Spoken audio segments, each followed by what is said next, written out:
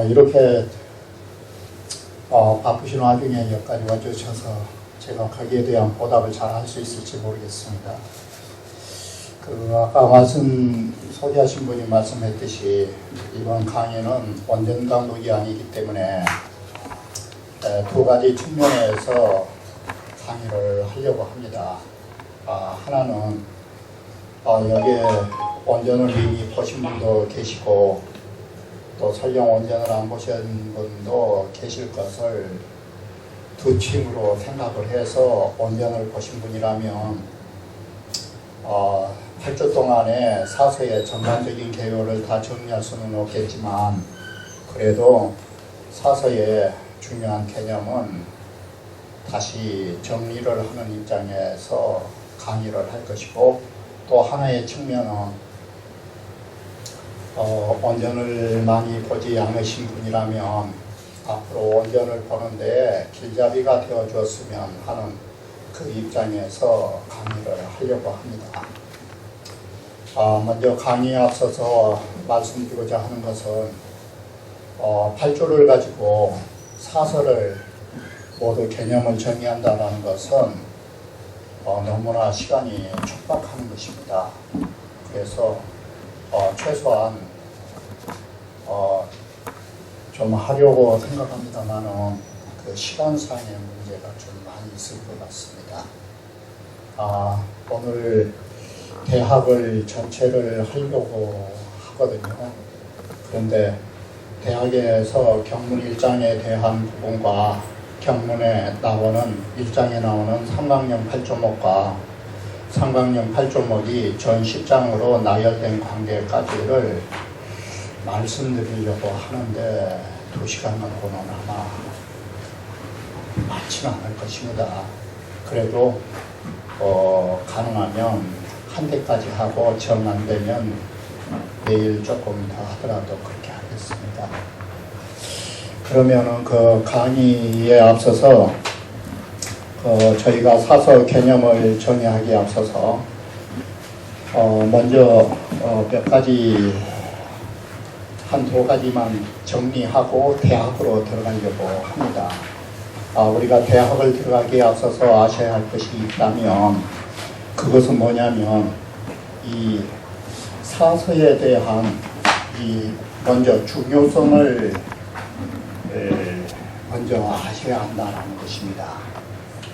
그리고 두 번째는 사서가 어떻게 해서 정립되어 왔는가를 살펴보고자 하는 것입니다.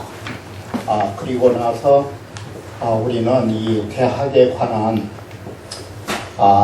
경문 1장과 전 10장의 관계를 살펴보고자 하는 것입니다.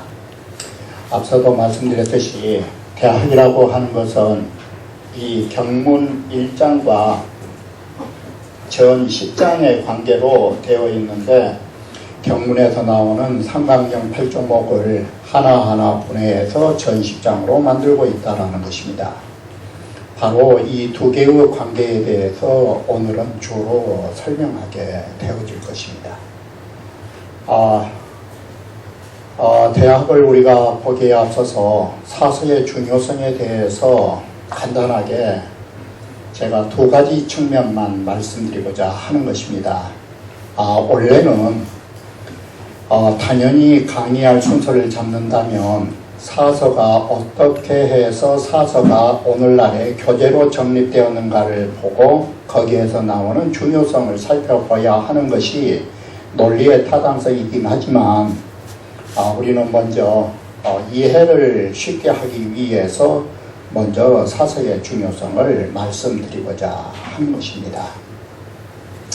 사서의 중요성에 대해서 크게 두 가지만 말씀드리고자 합니다. 다 아시다시피 사서라 하는 것은 공자로부터 맹자에 이르는 공자와 증자와 자사와 맹자라고 하는 소위 사서는 또 다른 이름으로 자자를 쓴 이유는 공자, 증자, 자사, 맹자라고 해서 사서의 별칭은 사자서라고도 말하는 것입니다. 지금 열거하던 것 바와 같이 이 공자로부터 맹자에까지 이 합통의 4대를 걸쳐서 사설을 정립하려는 데에는 그만한 중요성이 있기 때문에 그러한 것입니다. 보시는 바와 같이 이 사설화가 하는 것은 시대적으로 볼 때 공자로부터 맹자에 이르는 시절에 형성되었다면 공자 이전에 있었던 책이 무엇인가에 관해서 우리가 눈여겨보셔야 한다는 것입니다. 공자 이전에는 아시는 바와 같이 시, 서, 역, 시경과 서경과 주역과 춘추와 예기와 같은 오경이 존재했던 것입니다.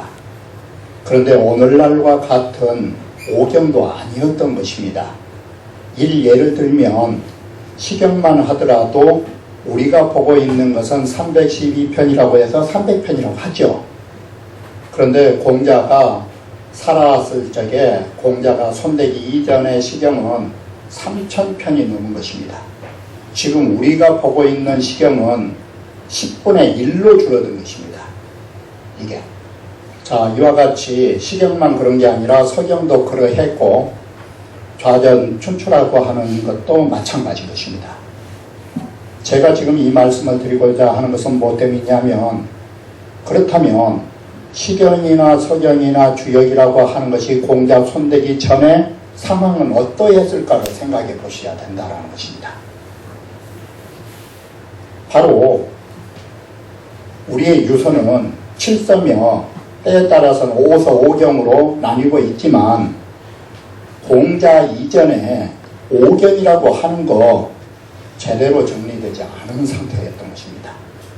바로 정리되지 않았다라는 말을 쉽게 비유하면 마치 무엇과 같으냐면 저 김제 쪽에 하천에 있는 사금하고 똑같은 것입니다. 김제 사금이 많이 나와서 금산산이 금제니 해도 원래 그래서 황금 금자를 쓴 것이거든요. 금산이며 김제가 원래는 금자 쓴 이유가, 그런데 아무리 금이 많이 나온다고 모래가 많겠습니까? 금이 많겠습니까? 바로 공자는 바로 시서역이라고 하는 또는 예기 춘추라고 하는 정리되지 않는 모든 잣된 모래와 돌멩이를 싹 뽑아버리고 거기에서 사성이 척출되어 나온 것이 뭐냐? 바로 그게 공자의 말씀인 것입니다. 공자의 사상은 어디에 의해서 정립됐는가? 기존의 오경에 의해 정립된 것입니다. 바로 이렇게 해서 논어가 만들어진 것입니다. 그리고 삼경도 정리된 것입니다. 삼경을 정리해도 우리의 사서만큼 정수가 안 되는 것입니다. 당연히 공자가 이렇게 해서 논어와 공자의 모든 책이 만들어졌고 그 이후에 공자의 합통을 이어서 유학은 정립된 것입니다. 이렇게 보면 소위 삼경과 사서라고 하는 것은 무엇과 같으냐? 삼경이라고 하는 것은 거의 정제된 황금과 같은 것입니다. 그리고 삼경이라고 하는 것은 나쁘단 게 아니라 사서만큼 정제가 안 되어 있는 것입니다. 이렇게 사서라고 하는 것은 기존의 유학을 모두 정리해서 만들어진 책이라는 것이 사서의 중요성인 것입니다. 자, 그렇기 때문에 두 번째로 이처럼 모래유 속에서 순전한 금만 만들어 놓은 것이 사서라고 한다면, 자, 그 금은 어떤 가치를 갖고 있는가? 사서의 중요성이 첫째, 대학이라고 하는 거, 이게 다른 대학은 왜 중요하느냐? 대학은 책 다 해봐야 1300자가 됩니다. 이게. 그렇지만 그 속에는 우리가 공부해야 할 모든 규모가 거기에 다 있다는 것입니다. 규모가 다 있다는 것은 뭐냐? 간단해요. 우리의 공부하는 것이 몇 가지인지 아십니까? 4가지 넘는 것입니다. 우리의 학문은 공부한다는 규모 딱 4가지가 뭐냐면 내외입니다. 우리 일신으로 보면 안으로의 마음과 생각을 그리고 알미라고 하는 것들이 다 내적 공부입니다. 그리고 우리가 몸으로 행동하는 거 외적 공부입니다. 그리고 여기에 내 일신으로는 내외가 있는 것이고 내가 있으면 남이 있기 마련인 것입니다. 그것이 인기지학인 것입니다. 나와 남의 사이에서 이루어진 것입니다. 학문은 간단하게 말하면 이처럼 내외 인기밖에 없는 것입니다. 이게 내 자신 속에는 내 공부를 내적 공부가 있는 것이고 내 몸으로 해야 할 공부가 있는 것입니다. 이러한 몸을 가지고 우리는 사물을 접촉하고 대인관계를 갖는 것입니다. 그걸 우리는 인기지학이라고 말한 것입니다. 학문의 전체는 내외 인기를 벗어난 적이 없는 것입니다. 이러한 규모를 가장 정립을 잘해놓은 것이 대학이라고 생각했던 것입니다. 그렇기 때문에 대학이라고 하는 것은 학문의 길잡이가 되는 것입니다. 이게. 그러면 논어와 맹자는 뭐라고 하느냐?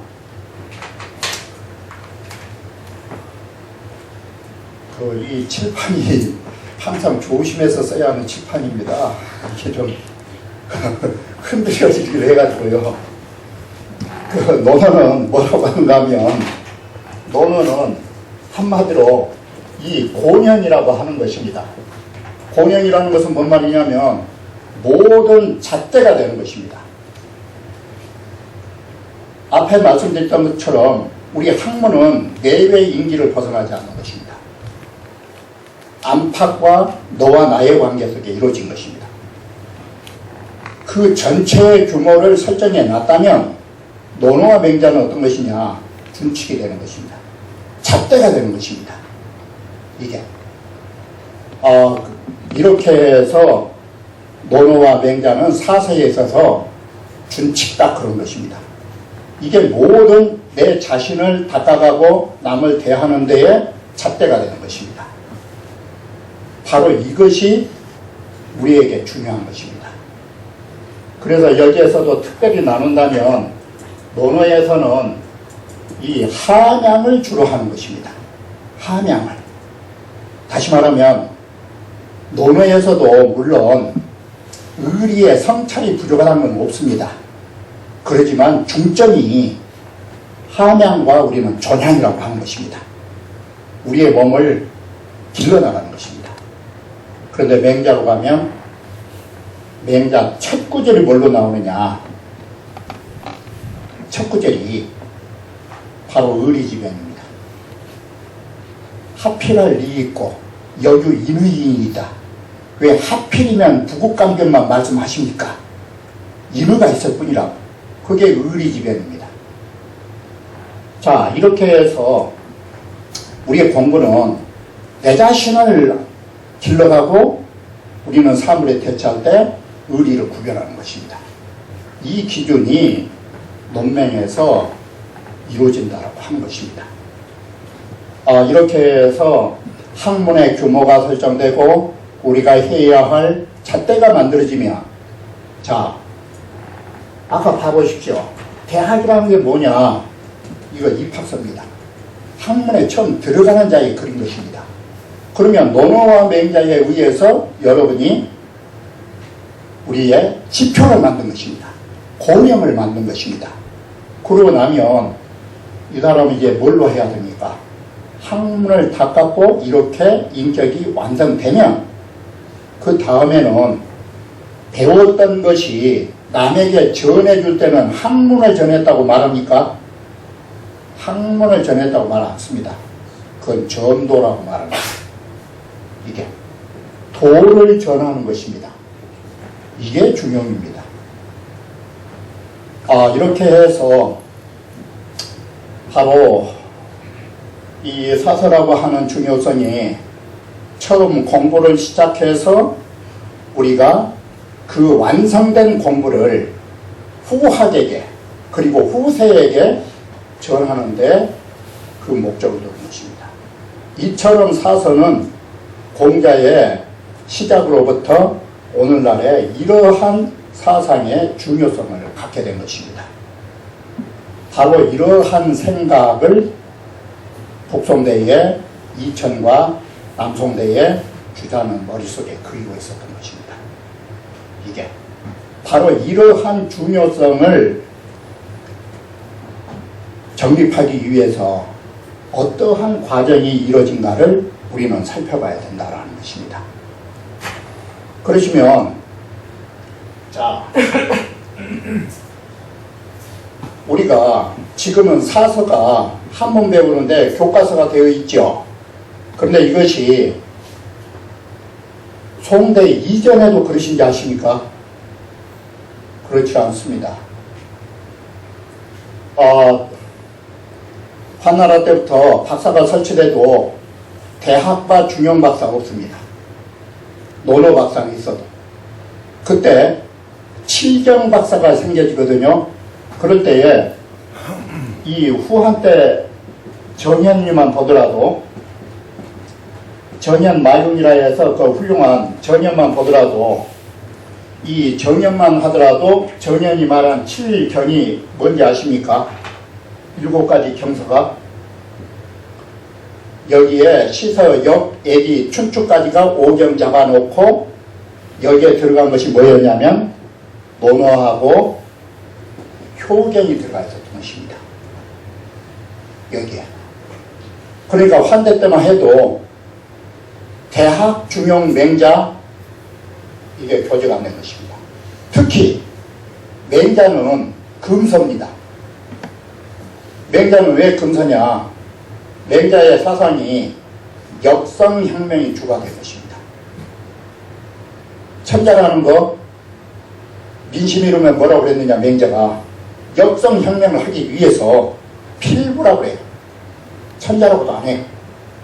그리고 민이 위상이에요. 가장 백성이 최 위에 있는 거라. 이 세 구절만 보더라도 통치자들에게는 금물이에요. 이게 이런 존재에다가 이때까지만 해도 대학중용이라는 게 없어요. 그런데 그럴만도 한 이유가 대학중용이라는 것이 이 얘기 속에 대학은 42편에 들어가 있어요. 그리고 중용은 31편의 얘기 속에 들어가 있었던 것이에요. 다시 말하면 단행본이 아니에요. 얘기 속에 묶여 들어간 거예요. 물론 뒤에 다시 말씀드리겠습니다만 대학의 위서에 관한 부분이 문제점이 있어요. 이게. 그러나 중용만큼은 자사가 자중용이란 말이 4개도 쓰여 있어요. 그럼에도 불구하고 얘기 속에가 들어가 있는 거예요.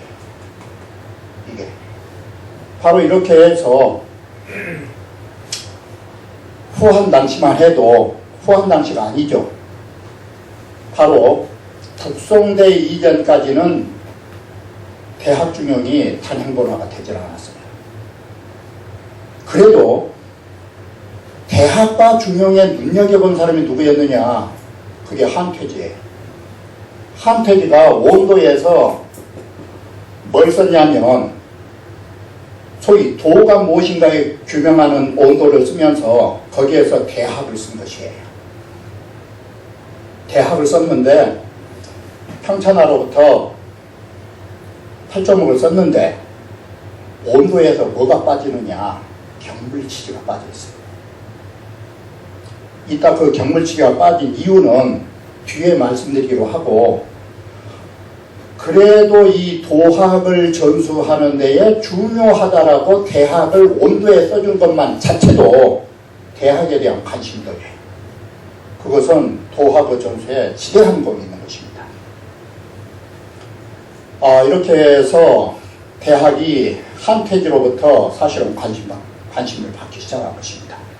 그러다가 사마 원고기가 대학과 중용에 대한 주설서를 썼다라는 책 이름은 있어요. 그런데 책은 없어요. 책은 없었다고요. 그러면 최초로 대학과 중용을 얘기 속에서 단행본으로 만든 사람이 누구냐? 그게 정명도 전인천이에요. 그래서 대학의 앞부분하고 중용 앞부분에다가 정자를 쓸 때에 그 공로 때문에 자자 덮쳐갖고 자정자라고 한 것이에요. 사서에 정자를 쓰면서 자정자라고 쓴 글이 없어요. 이 정자 자체만도 존칭사인데 사서에 딱 두 번 있어요. 대학 첫들머리하고 중용 첫들머리. 이 자자 쓴 이유 바로 대학을 단행본에서 표장했다라는 데 근거를 둔 것이에요. 그게 바로 이렇게 해서 정명도 전인천이 대학을 단행본화해서 소위 사서의 하나로 넣기 시작한 것입니다. 이게. 그런데 이 우리가 보고 계실 대학 형제간이 함께 단행본을 했는데 이정전서를 보면 이 두 분의 문집을 보시면 명도 선생이 대학을 정리한 것하고 이천 선생이 대학을 정리한 것과 달라요. 이게 중용은 착간이 있단 말을 안 해요. 그런데 대학은 명도 이천이 착간이 있다고 생각을 했어요. 이건 잘못됐다. 그래서 두 분이 정리를 해요. 두 분이 정리하셨는데 그것이 형제간이지만은 안목이 서로 다르기 때문에 명도의 대학이 따로 있고 이천의 대학이 따로 있어요. 그런데 여기서 하나의 관심을 두셔야 할 분이 하나가 있어요. 대학에서의 가장 핵심은 뭐였느냐? 왜 한퇴지는 경물치지를 뺐고 명도 이천은 대학을 단행본하면서 어디에 관심을 뒀는가? 이게 대학의 성립의 중요한 문제예요. 바로 한퇴지는 대학에서 경물치지에 관한 부분을 누락을 했어요. 경물치지에 관한 부분을 누락했다라는 것은 곧 뭘 말하느냐? 인식론이 없는 거예요. 지식에 관한 게 없는 거예요. 경물치지를 빼면 그 위에는 전부 뭐에 해당됩니까? 학문은 크게 나누면 또 둘이거든요. 아는 거, 행하는 거. 전부 다 실행이에요. 성의, 정신, 수신, 재가로부터 치국, 평전화까지가. 경물치지가 빠져버린 거예요.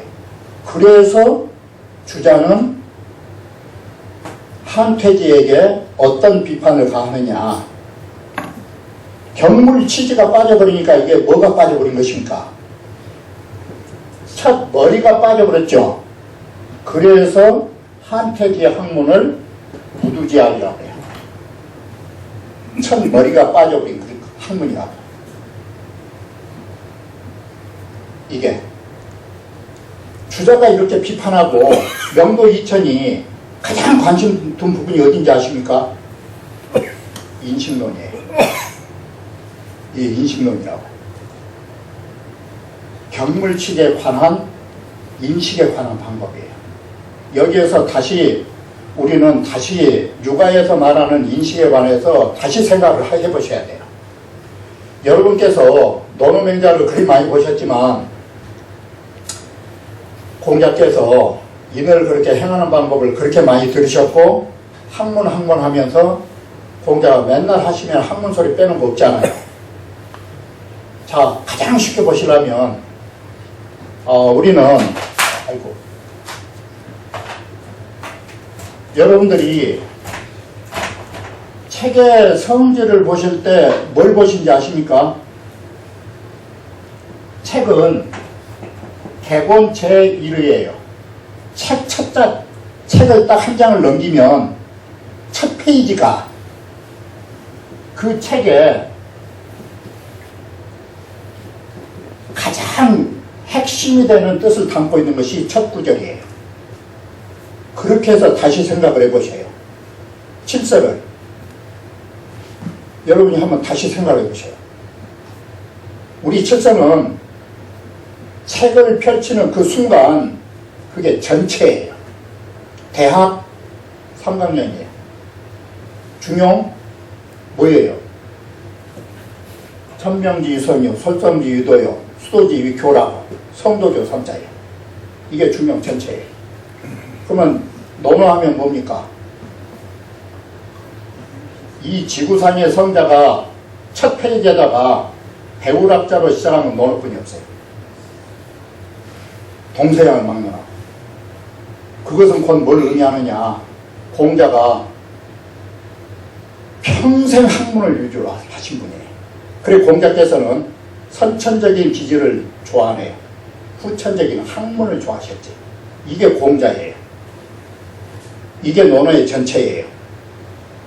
바로 이렇게 우리는 학문을 통해서 뭘 하려는 것이냐. 인을 이루려고 하는 거예요. 완전한 인간이 되기 위해서. 그게 논어의 핵심이에요. 그럼 맹자는 딱 펼치면 뭐가 나옵니까? 그 시간이 없어서 제가 말을 하기가 좀 미안합니다. 그 계속 이렇게 엄한 데로 가면 그 시간이 가버리니까. 맹자는 의리자학이에요. 의리자. 은야. 시경, 서경, 주역 마찬가지예요. 시경, 주남, 소남이 핵심이에요. 서경, 요존순자는 핵심이에요. 주역, 건곤이 핵심이에요. 이게 개곤제의예요. 여러분이 모든 책을 보실 때 책 첫 페이지를 보시면서 그게 뭔가를 보시면 그 책의 전체가 보이는 것이에요. 이게 개곤제의라고 하는 것이에요.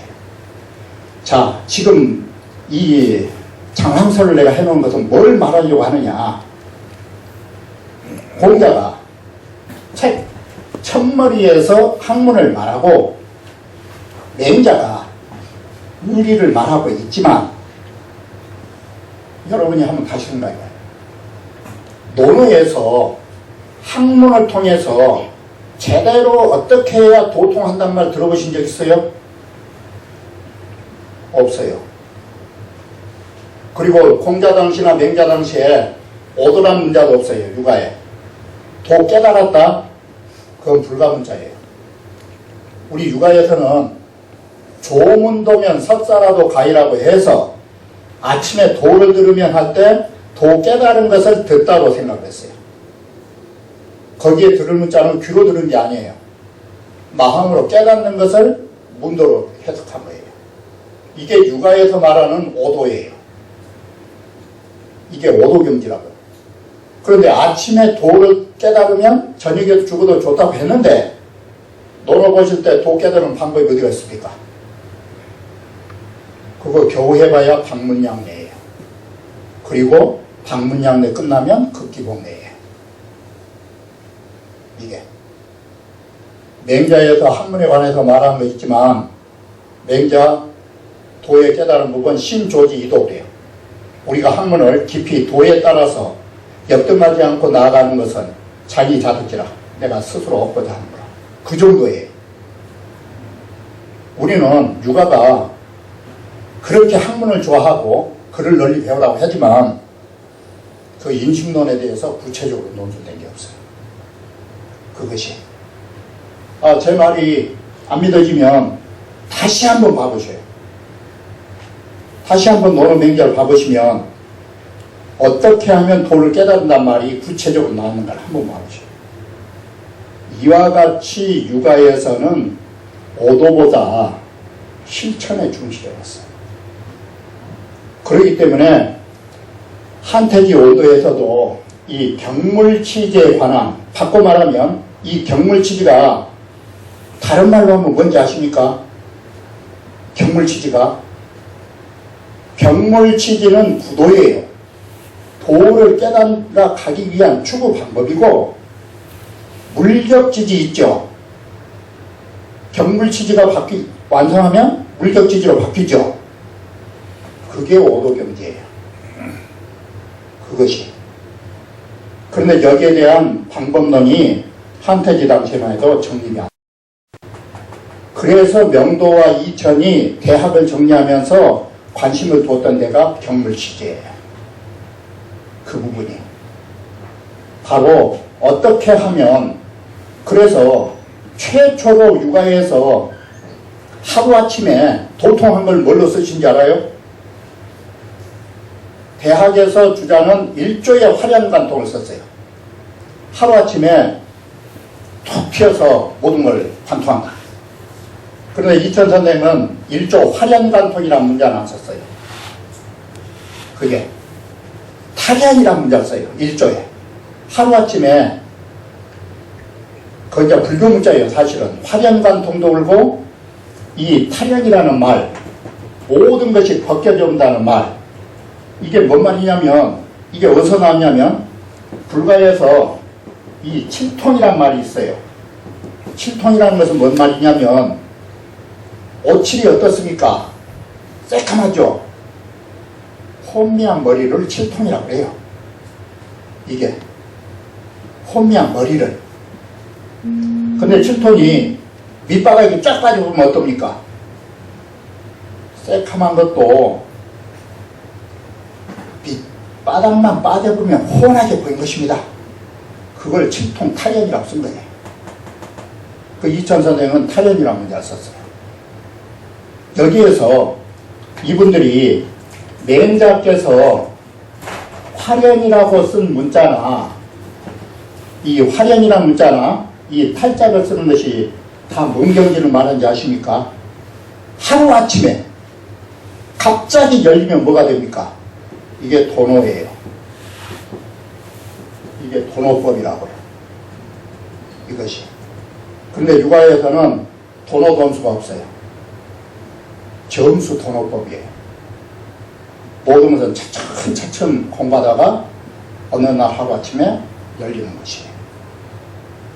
우리는 점수 도노를 주장한 거예요. 바로 이 학설을 어디에 갖다 붙였느냐. 이게 경물치제예요. 이렇게 해서 육아에서도 이제는 소위 도를 깨닫는 공부가 구체적으로 나온 거예요. 이게. 바로 이렇게 해서 예전에 공자 맹자께서 다 아셨겠지만 말씀하지 않은 분을 독성 부분에 내려와서 가장 중점을 둔 게 대학에서 인식론이에요. 경물치제예요. 그래서 경물치제에 관한 방법이 대학 소개가 없어요. 다른 부분은 전에 다 있잖아요. 근데 경물치제에 관한 부분이 없어요. 그래서 주자가 거기다가 보골장을 쓴 거예요. 그게. 자, 이렇게 해 놓으니까 육아에서도 소위 도를 깨닫고 깨달음 속에서 실행함으로 넘어간 것이에요. 이게. 바로 이러한 부분을 어느 책에서 할 수밖에 없었느냐. 대학뿐이 없어요. 다른 책에서는 손댈 자리가 없어요. 바로 대학이라는 것은 이러한 중요성에 의해서 이천 선생을 거쳐가지고 다시 명도 이천이 정리했다고 그랬죠. 그 책이 주자 손에 와서 다시 손대요. 그래가지고 우리가 보는 지금 대학이 나온 것이에요. 바로 여기에서 대학에서 가장 중요하게 다룬 것이 주자학의 핵심이 된 것이 뭐냐. 주자학하면 핵심이 되는 것. 그게 경물치지론이에요. 다른 게 아니에요. 바로 이렇게 해서 대학이라고 하는 것이 이러한 육아에 미비했던 인식론이 경물치지로 보완되는 것이에요. 바로 이러한 과정을 통해서 사실은 공자는 무리한 일을 해요. 지금 여러분이 보시기에는 대학에는 두 가지의 문제점이 있어요. 첫째, 이게 증자책이냐, 이게 증자책이냐라는 것이요. 대학 홍문에서도 증자가 적다란 말이 없어요. 이런 글은 공자 같으신 분만이 경일장을 말씀하셨을 것이고, 이런 글은 증자만이 가능한 글이라고. 이건 추측이지 근거가 없어요. 그리고 또 하나 더 문제된 것은 뭐냐. 고증하고 보면 논어책이 어떻습니까? 맹자책이 어떻습니까? 논어와 맹자의 공통점이 뭐냐면 수사문답이에요.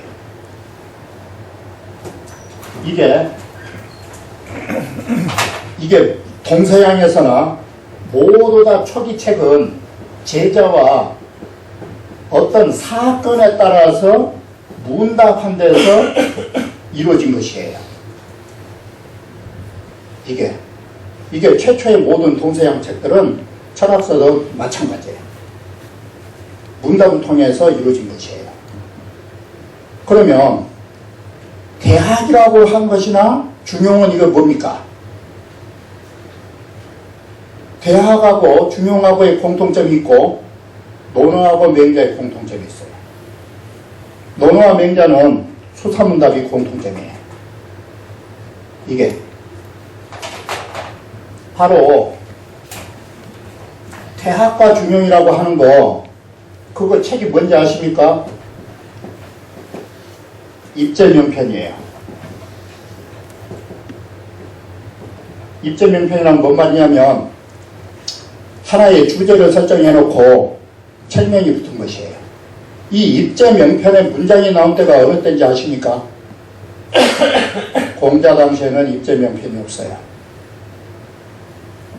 다시 말하면, 쉽게 표현하면 입제명편은 뭐냐면, 순자 보면은 성악편이 있죠. 그리고 공학편이 있죠. 바로 순자 당시에 오면 성품이 악하다라고 하는 논제를 세워서 책 이름이 붙어요. 이걸 입제명편이라고 그래요. 그러면 입제명편은 어느 시대에 나온 산물이냐? 이게 맹자 당시에 전국시대에 나온 산물이에요.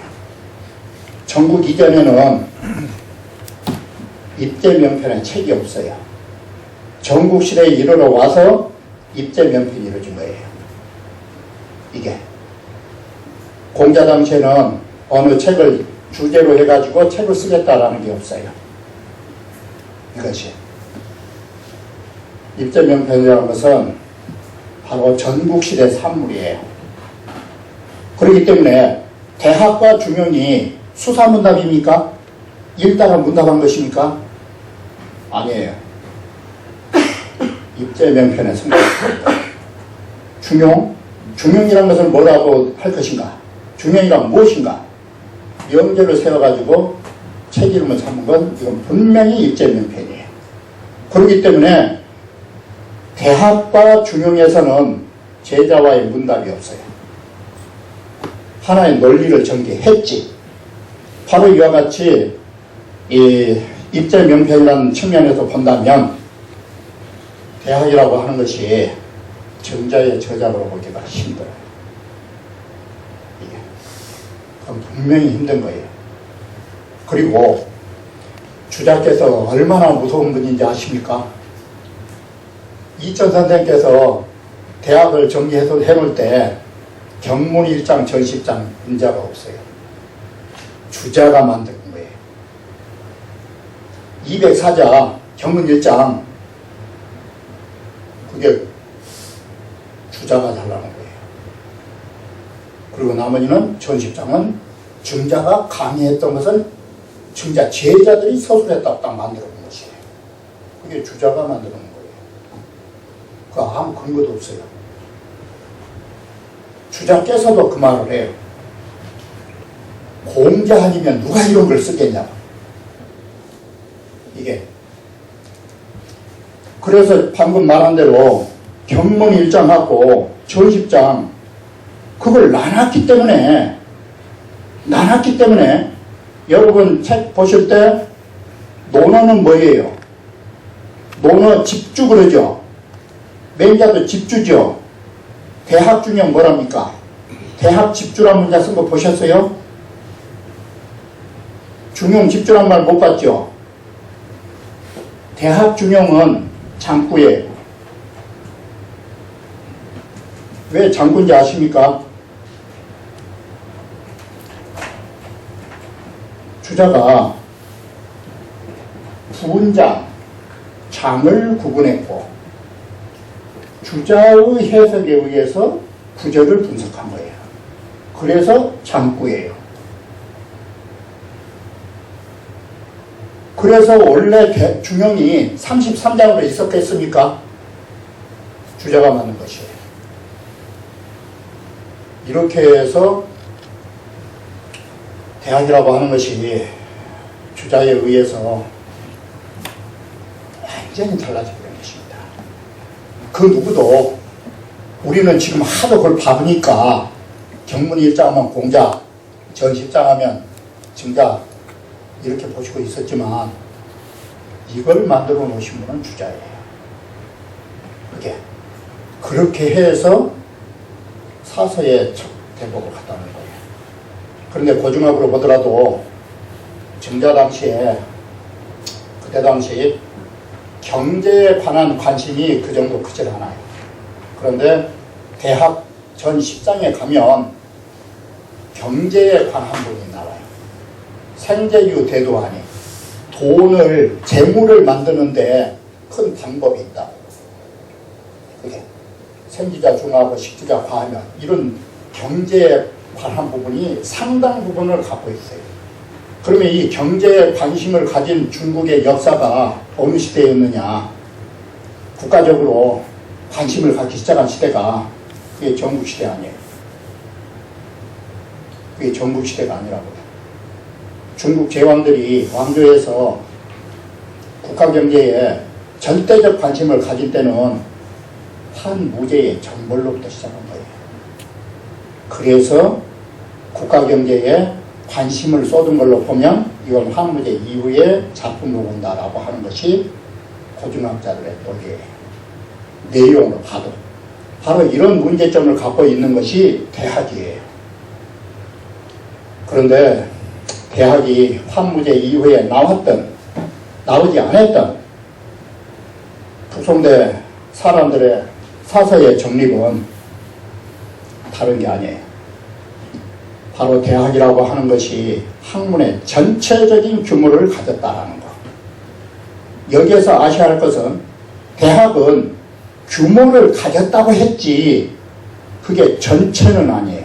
다시 말하면 경물치제는 어떤 역할이냐? 경물치제는 이 기둥과 같은 거예요. 경물치제를 하는 방법은 이 칸을 메꾸는 것, 문짝을 넣을 것인가, 여기에 벽을 넣을 것인가, 이런 것은 여러분들이 논어나 맹자나 중용을 배우면서 메꿔 넣어야 돼요.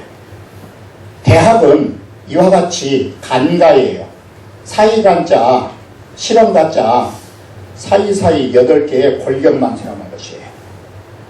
수신 마찬가지예요. 몸 닦은 거 구체적으로 없어요. 그런 여러 경전에서 여러분이 하셔야 돼요. 바로 이렇게 해서 대학이라는 것은 구체적으로 논술된 게 아니에요. 그 규모만 논술하는 거예요. 이렇게 해서 대학이라고 하는 것이 바로 중용이 사서의 마지막 부분이라면 대학이라고 하는 것은 처음 배운 사람들이 어떻게 공부를 해야 할 것인가를 전체적으로 밝혀주는 책이라고 이것을 만들어 놓은 것이에요. 이렇게 해서 유가의 학문은 대학의 규모로부터 시작한 거예요. 그것이 소위 쇠분화하면 8조목이고 8조목을 크게 잡아버리면 3대 원칙으로 삼명령이라고 말하는 것이에요. 바로 사설을 정립한 이유, 왜 이렇게 대학을 넣을 수밖에 없었던가 한 이유, 그게 다 경물치제 관련되어 있는 것이에요. 이렇게 해서 유가는 전에 없었던 경물치제에 관한 방법과 그 인식론, 소위 오도에 관한 방법이 제기되는 것이에요. 물론 그 영향권은 어디에 들어있느냐, 다 아시는 바와 같이 중국의 사상가를 크게 나누면, 자, 환대의 훈구학이죠. 환대의 훈구학이면 이 위진시대를 거치면 뭐가 나오냐면 위진 현학이에요. 현학이라면 도가 사상이에요. 위진시대에는. 그리고 수당, 수나라와 당나라를 거치면서는 불교 세상이에요. 바로 이 도가와 불가의 그 오도론이 넘어오면서 속명 이학이라고 해서 성리학이 나오게 되는 것이에요. 자연히 속명시대의 성리학은 자연히 불학과 도가의 영향을 받지 않을 수가 없는 거예요. 이게 이렇게 해서 유가는 온시유학하고 성리학이 구분이 되지는 것이에요. 공자 당시의 유학, 그 온시유학이라고 그래요. 그건 실천유학이에요. 그런데 속명 이학을 거치면서는 우리는 조선조 500년 동안이 선비들이 실천유학에 힘썼다고 생각하십니까? 성리학유학에 힘썼다고 생각하십니까? 우리 일반으로 보기에는 막 충효열을 하니까 온통 실천 같죠? 그런데 왜 문집에는 전부 다 그러면 선비사를 안 듣는 문집이야? 왜요? 하나가 없습니까? 그게 남명선이 뭐라고 합니까? 비판하기를 수불지 세소응대하고 손으로는 세소응대도 못한 주제에 이 소리는 뭔 소리인지 아십니까? 손으로는 소학 공부도 제대로 못한 사람들이 구단 천리 성리지원이라고 입으로는 하늘이니 뭐 땅이니 뭐 성리학의 그 심한 것을 시부렁내고 있다고. 조남영 선생의 비판이 뭔 소리입니까? 바로 여기에 있는 것이에요. 이게 바로 실천이 아니라 입으로 성리학을 한 것이에요. 그래서 성리학 비판할 때 우리가 뭐라고 합니까? 공리공담 들지 않아요. 공양한 이념과 공양한 이야기거리로 있다고. 병자호란과 임진왜란, 임진호란 하나도 못 구제한 주제에 성리학에 무슨 의미가 있냐고. 그런 비판이 이 이학에서 나온 것이에요. 바로 이학은 좋은 면과 나쁜 면을 동시에 가지고 있는 것이에요. 이게. 그래서 내가 이런 말씀 드리면 좀 미안합니다만은 듣기에 따라서는 참 죄송한데 여기 전라북도에 간제 선생님 계셨지 않아요? 나라 잃었을 때 그냥 계화도 가셔서 공부하실 때 그 공부 주가 뭡니까? 그 성사신대 신제네요. 성품은 스승이고 마음은 제자라고. 그 논리 성리학 때문에 간제 제자의 문집에 성사신제에 관한 부분은 없는 데가 없습니다. 그게 뭐 더 이상 제가 말씀을 안 드려도 이렇게 조선조라고 하는 것이 성리학을 받아들이면서 우리에게 이학이라고 하는 거 정신적으로 형이상학적으로 고도한 경제까지 올라간 거 있지만 상대적으로 폐단과 많았던 것이 성리학인 것입니다. 이게 성명 성리학이 불가와 도가의 대등한 철학적 사조로 올려놓은 건 사실이에요. 그러나 동시에 모든 세상이 그러죠. 법구생패라고 그러지 않습니까? 아무리 좋은 법도 오래가면 이 폐단이 생긴 것이에요. 이게 성리학의 폐단이에요. 이게 바로 이러는 와중에 교재가 대학이 물려있는 것입니다. 이게 꼭 대학만을 논할 것은 아니지만 아무튼 이런 과정 속에서 사서가 만들어진 것입니다.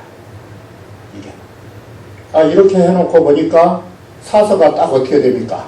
공자로부터 맹자까지의 도하고 전수가 일목요연하게 정리되지 않습니까? 이게 그러니까 이제 그 공자로부터 맹자까지를 붙여놓으니까 그 도통이 어떻게 됩니까? 주공으로부터 공자를 계승하고 공자로부터 맹자까지 오고 맹자가 딱 떨어지니까 그 도통 지점이 올라옵니까? 대학 중용 것이면 명도 이천으로 오는 것입니다. 대학 중용에 나온 도통 지점이. 네, 지금 이 말 속에 뭐가 들었는지 아십니까?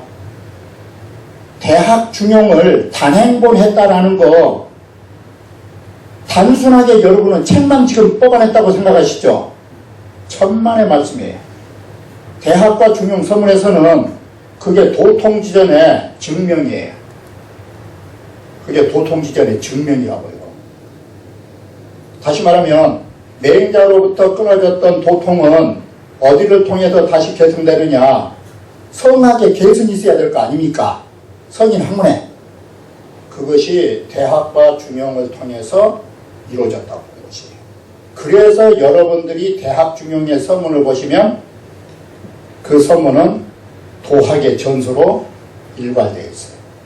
그리고 그 도학의 전수를 주자가 주를 붙인 것은 어떤 의미를 갖느냐? 서문을 얼핏 보면 이런 책들을 내가 다시 미진한 부분이 있어 주를 썼다죠. 그러나 속뜻은 그게 아니에요. 대학 중용의 주를 쓰고 사서의 주를 쓰는 거, 이게 도학의 전수를 계승한 거예요. 그러면 주자는 이런 주의 작업을 통해서 요순으로부터 내려온, 요순의 윤지골중이라는 도통지전으로부터 내려온 그 학문을 계승한 걸로 되어 있어요. 그게 대학과 중용의 서문이에요. 그것이. 이렇게 해서 대학 중용이라고 하는 거, 단순하게 여러분들은 단행본대 해가지고 우리가 보고 있다 하고 생각하시지만 서문을 다시 한번 봐보세요. 그 속에는 무엇을 넣어가지고 서문을 썼는가? 그게 주자의 생각이에요. 거기에는 대학과 중용의 서문은 도통지전을 그려놓은 도통의 전수도예요. 그 점을 아셔야 돼요. 자, 대학이라고 하는 거, 중용이라고 하는 거, 사서가 이런 의미로 이루어진 것입니다. 이게. 우리가 얼핏 생각할 때는, 아이, 뭐, 얘들 뭐, 처음 한문 배우다가 수학 배우고 나면 그냥 대학 배우지. 천만의 말씀이에요. 그렇게 안 돼요. 이게. 제가 이런 말 하면서도 8주 시간에 사서를 다 한다고 하니까 내 말 자체가 자가당착이죠.